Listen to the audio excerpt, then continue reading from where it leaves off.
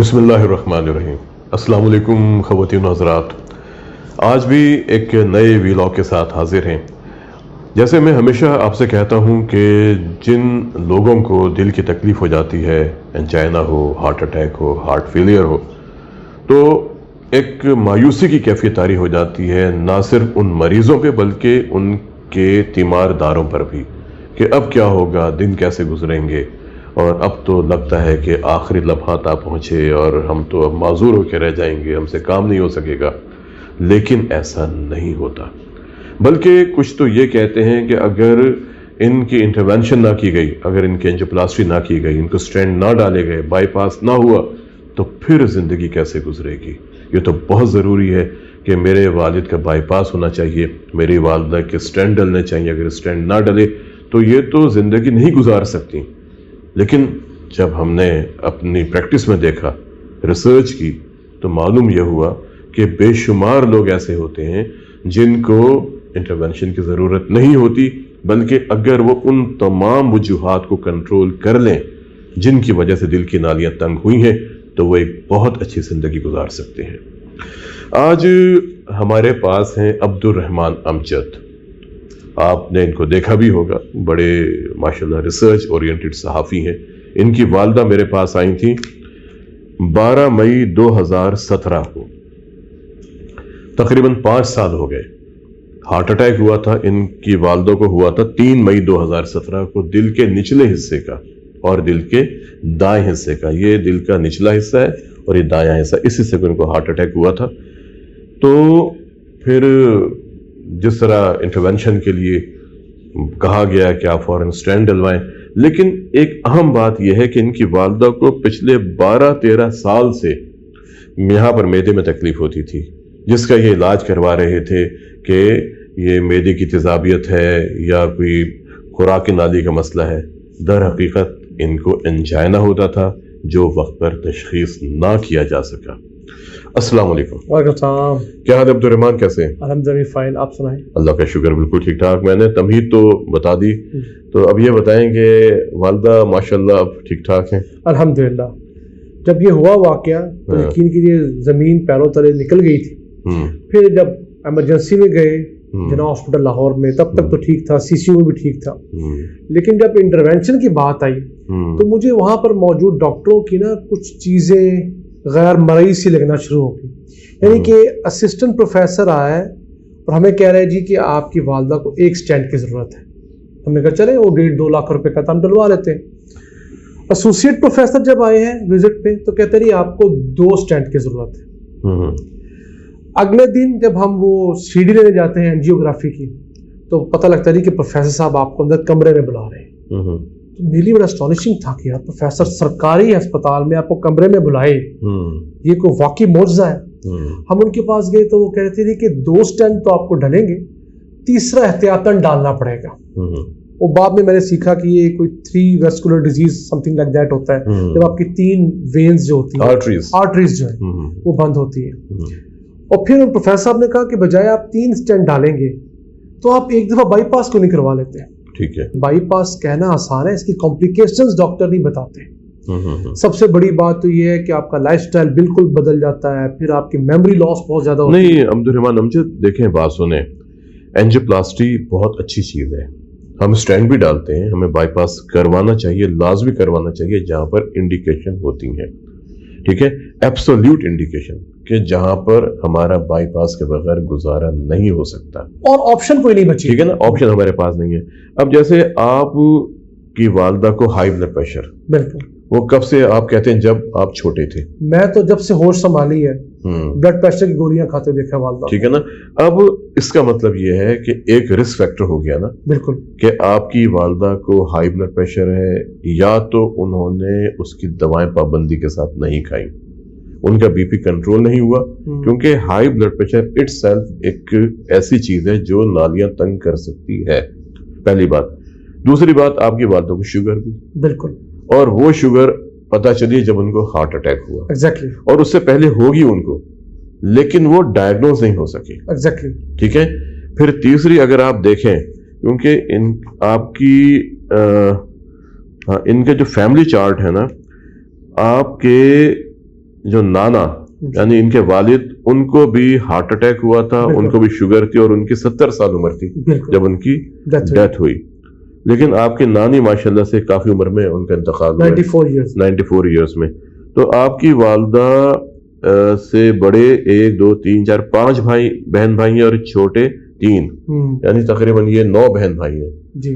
तो आपके खानदान में शुगर बहुत ज्यादा है, आपकी वालदा के खानदान में ना, तो ये एक फैक्टर होता है कि हम जब हमें प्रॉब्लम है, हाई ब्लड प्रेशर भी है, हमें शुगर भी है, और अगर यहाँ पर प्रॉब्लम होता है, ये तो हमने हमेशा सुना और डॉक्टर्स को बताते भी रहे कि यहाँ पर पेन है। कोई कहता था गैस है, कोई कहता था तेजाबियत है, प्रॉपर मेडिकेशन भी करवाई, लेकिन शायद किसी के ज़हन में भी कार्डियोलॉजी का इशू नहीं आया जब तक हम पर ये बीत नहीं गई।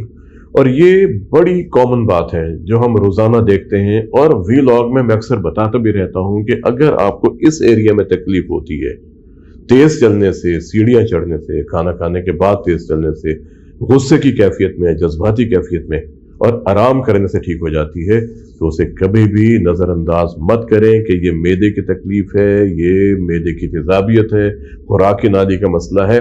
हमेशा डिस्कस करें। और दोस्तों, डॉक्टर्स, आप अगर प्रोग्राम को देख रहे हैं, आप जनरल फिजिशियन हैं या जिस शोबे से भी आप वाबस्ता हैं, कोई भी केस अगर आपके पास आता है, जिनको छाती में बोझ होता है, घुटन होती है, दबाव होता है बाजुओं में, जबड़े में, कमर में, चलने से, तेज चलने से, गुस्से की कैफियत में, और ख़ास तौर पे खाना खाने के बाद तेज चलने से और आराम करने से ठीक हो जाता है, वो पेशेंट आपके पास आते हैं, आप उनकी ईसीजी करवाते हैं, ईसीजी पर कोई तब्दीली नहीं आती, आप उनकी एको करवाते हैं, एको भी नॉर्मल है, आप उनकी ईटीटी करवाते हैं, 30% लोगों में ईटीटी भी नहीं बताती।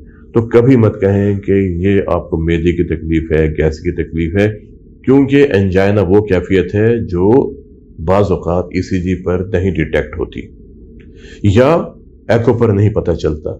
जब एंजाइना हार्ट अटैक में तब्दील हो जाता है और दिल के पट्टे में जख्म आता है, तब फिर ईसीजी पर तब्दीली आती है। या कुछ लोगों में जिनको अनस्टेबल एंजाइना होता है, जिसका बाज़ औक़ात हम कहते हैं एक्यूट कोरोनरी सिंड्रोम, उसमें भी ईसीजी पर तब्दीली आ जाती है। लेकिन एज ए फिजिशियन आपकी जिम्मेदारी बनती है कि अगर ऐसी कैफियत हो तो कभी भी केस को ये ना कह के भेज दें वापस कि आपको मैदे की तकलीफ है, आपकी ईसीजी नॉर्मल है। तो जिस तरह अब्दुर्रहमान अमजद आपने बता रहे थे कि वालदा को 13-14 साल आप उनका मैदे का इलाज करवाते रहे जबकि उनको एंजाइना होता रहा, तो आपने कहा कि वालदा को फिर आप हमारे पास लेके आए जी। हमारे कॉमन फ्रेंड हैं जी बिल्कुल, और सलीम साहब, हाँ, तो उनसे डिस्कस किया। मैं कहा यार डॉक्टर्स एक स्टेंट से शुरू हुए हैं, 3 स्टेंट और बाईपास पर चले गए। अच्छा। तो उन्होंने मुझे बताया कि हमारे डॉक्टर जावेद सब्जवारी, तो उन्हें कुछ नहीं करना है, चले हम आपके पास आए, आपने बड़ी अच्छी काउंसलिंग की। सबसे पहली बात तो ये बताई थी कि जिंदगी कहीं पर भी सिर्फ अल्लाह ने देनी है, जना हॉस्पिटल में भी अल्लाह ने देनी है, यहाँ पे अल्लाह देनी है, घर पे बेशक होता ही है। और अब्दुर्रहमान अमजद, एक बात मैं आपसे भी कहूंगा और आपसे भी ख़वातीन हज़रात कि मैं कभी मौत की बात नहीं करता, क्योंकि मौत वो अल्लाह ने सबका वक्त मुकर्रर किया हुआ है। किसी को हमने देखा है कि इमरजेंसी बाईपास किया है, मरीज निकले हैं और साथ ही हॉस्पिटल के बाहर एक्सीडेंट होकर उनकी डेथ हो जाती है। तो ये अब्दुर्रहमान अमजद, मौत की बात हम नहीं करते, हम बात करते हैं quality of life. Quality of life, बिल्कुल। तो अच्छा, आपने हमें बड़ा अच्छा गाइड किया, मैं बताना चाहता हूँ अपना एक्सपीरियंस। डॉक्टर साहब के पास आए, इन्होंने हमारी तमाम रिपोर्ट्स देखी, वो जो एंजियोग्राफी की सीडी वगैरह देखी। हम इस नतीजे पे पहुंचे कि फिलहाल वालदा को किसी किस्म की इंटरवेंशन यानी स्टेंट की या बाईपास की ज़रूरत नहीं है। मेरी फैमिली का बहुत प्रेशर था, लेकिन उसके बावजूद मैंने स्टैंड लिया।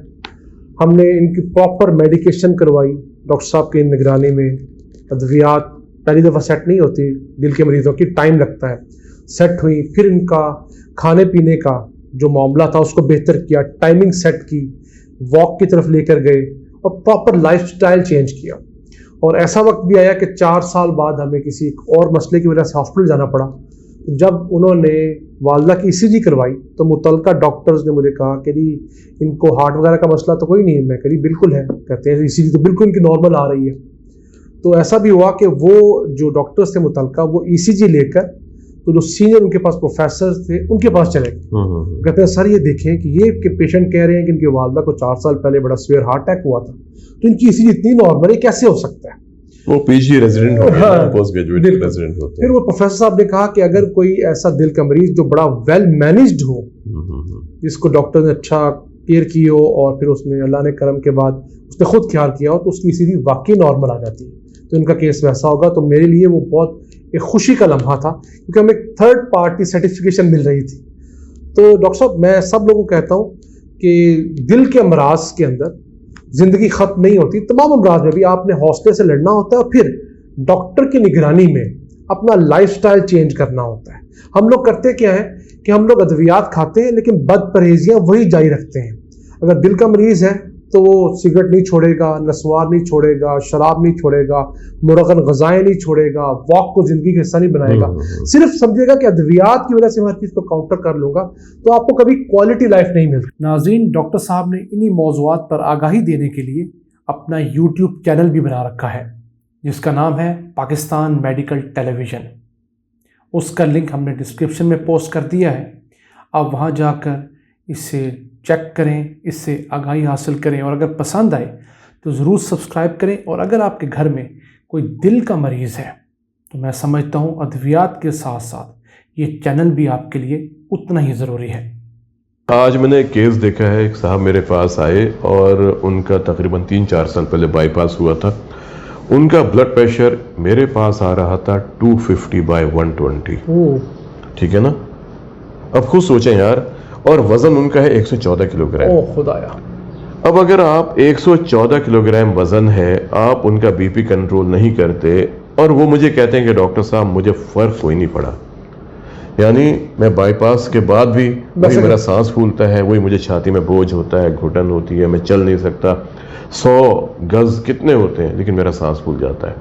لیکن اگر ان کا BP کنٹرول کیا جاتا, اگر ان کا وزن کنٹرول کیا جاتا, ان کی چکنائیاں کنٹرول کی جاتی, ان کا شوگر لیول مینٹین کیا جاتا, ان کا لائف سٹائل موڈیفائی کیا جاتا, ان کی خوراک میں سبزیاں ہوتی, پھل ہوتے, ٹھیک ہے, تو دس آئی ایم شیور کہ جس طرح آپ کی والدہ میں تبدیلی آئی تو ان میں بھی آنی تھی تبدیلی.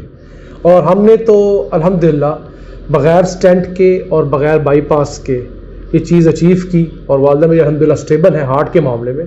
میرے ساتھ کئی دوست احباب جن کی اسی ٹینیور کے دوران کسی والدہ کو, والد صاحب کو سٹینٹ ڈالا, بائی پاس ہوا, ابھی تک کمپلیکیشنز میں ہیں.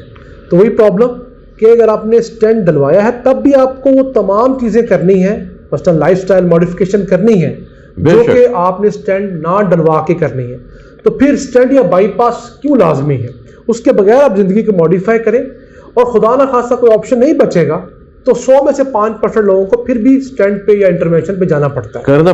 کرنا چاہیے. دیکھیں عبد الرحمان, لیکن 100% کو نہیں کرنا چاہیے. بالکل نہیں, بات یہ ہوتی ہے, دیکھیں کوئی بھی عبد الرحمان امجد جو بھی ایجاد ہوتی ہے نا انسان کے فائدے کے لیے ہوتی ہے, لیکن ہر کسی کے ڈاکٹر صاحب نہیں ہوتی وہ. میں یہی تو بتانا چاہتا ہوں نا کہ 1977 میں پہلی بار اینجیوپلاسٹی ہوئی تھی. بالکل ٹھیک ہے, اس سے کچھ عرصہ پہلے چلے جائے تو بائی پاس ہوا تھا.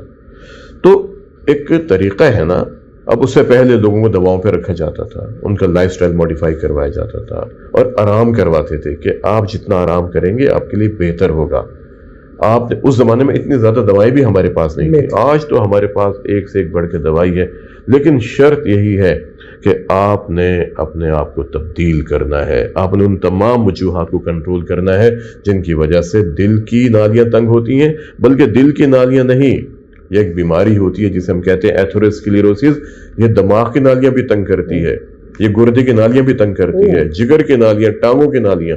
تو کہاں تک آپ سٹینڈ ڈلوائیں گے؟ اور سر میرا ایک سوال ہے جی, آپ کی جو 20-25 سالہ پریکٹس ہے جی, اس میں جو اپنے دل کے مریض دیکھے جی, 100 کے پیمانے پر کتنے لوگوں کو انٹرونشن کی جنرل ضرورت ہوتی ہے؟ میں آج یہ کہہ سکتا ہوں کہ بہت ہے تو کوئی 5% بس. یعنی کہ 100 دل کے مریضوں میں سے بالکل صرف 5 کو سٹینٹ کی بائی پاس کی ضرورت ہوتی ہے. باقی 95% جو ہے وہ ادویات کے ذریعے میری والدہ کی طرح صحت یاب ہو سکتے ہیں, اگر اللہ تعالیٰ کرم جاری رکھے. تو دیکھیے کہ یہاں بھی ڈاکٹر صاحب بہت ساری میل پریکٹسز ہیں. ہمیں لوگوں کو بھی گائیڈ کرنا چاہیے اور ایڈوکیٹ بھی کرنا چاہیے کہ ڈیسیجن لیتے ہوئے ہائپر نہ ہو جایا کریں. بے شک بالکل. اور ہمارے ہاں ایک پوری دنیا میں چونکہ ایک کمرشلزم آ گیا ہے, تو اس کے اندر ہر طرف کے لوگ جو ہیں اکراس دا بورڈ ایکسپلائٹ کرتے ہیں. تو ہم نے اپنا فائدہ خود سوچنا ہے, اللہ پر یقین رکھنا ہے, ڈاکٹر پر ٹرسٹ کرنا ہے, اور کوشش کرنی ہے کہ کم سے کم انٹروینشن کریں, کیونکہ انٹروینشن آخری سٹاپ تو ہے. اگر آپ نے پہلے سٹیپ میں انٹروینشن کروا لی تو بعد میں آپ کیا کریں گے؟ اور پھر سب سے بڑی بات یہ ہے دوستو ڈاکٹرز کہ کبھی یہ مت کہیں کہ اگر آپ نے انٹروینشن نہیں کروائی تو آپ مر جائیں گے. بالکل, آپ 2 دن بعد مر جائیں گے, آپ 3 دن بعد مر جائیں گے. ایک بڑے سینئر افسر میرے پاس آتے ہیں پاکستان ایئر فورس کے, ان کا کبھی میں ویلاگ کروں گا اور ان کی زبانی میں یہ آپ کو سنواؤں گا کہ کس طرح ان کو جب کہا گیا کہ sir you are having just 3 days, وہ کہتے ہیں واٹ جسٹ 3 days؟ کہتا ہے سرجن صاحب کہتے ہیں یس سر 3 days. وہ کہتے ہیں کہ آپ کس طرح کہہ سکتے ہیں کہ میں 3 دن بعد مر جاؤں گا؟ کہتے ہیں سر لگتا تو ایسی ہی ہے. تو ان کو غصہ آ گیا, کہتے ہیں ڈاکٹر کیا آپ کو پتا ہے کہ آپ 3 دن بعد زندہ ہوں گے؟ بہرحال وہ بات کافی لمبی چلی گئی اور آج وہ ایئر فورس کے سینئر افسر الحمدللہ حیات ہیں. ان کو بھی تقریباً 13-14 سال ہو گئے ہیں. اس واقعے کو جی 3 دن والا واقعہ تھا جی, جن کو کہا گیا تھا کہ آپ کے پاس صرف 3 days ہیں, تو آج ان کو بھی 13-14 سال ہو گئے ہیں. اور انشاءاللہ کبھی ویلاگ میں ان کے ساتھ کروں گا. بہرحال thank you very much Abdul Rahman Amjad, بہت شکریہ آپ کا. تو آپ نے بڑا اچھا پیغام دے دیا اپنی والدہ کے حوالے سے بھی, اور ان نوجوانوں کو جن کے والدین بیمار ہیں. عبدالرحمان امجد ایک نوجوان صحافی ہیں, بڑے ایکریسی وے میں ان کی رپورٹنگز ہوتی ہیں. کبھی ان کے پروگرامز کو آپ دیکھیے گا. دعا کرتے ہیں کہ اللہ تعالیٰ جتنے بھی مریض ہیں ان سب کو شفائے کاملہ عطا فرمائے, اور آپ اپنا بہت خیال کیجئے. تھینک یو عبدالرحمان امجد, اور کوشش کریں کہ اپنی اور اپنے خاندان کے افراد کی دل کی صحت کا خیال کریں, زندہ رہیں تو ایک مضبوط اور توانا دل کے ساتھ. آج کے لیے اتنا ہی, ملتے ہیں کسی اگلے پروگرام میں ایک نئے ٹاپک کے ساتھ. السلام علیکم.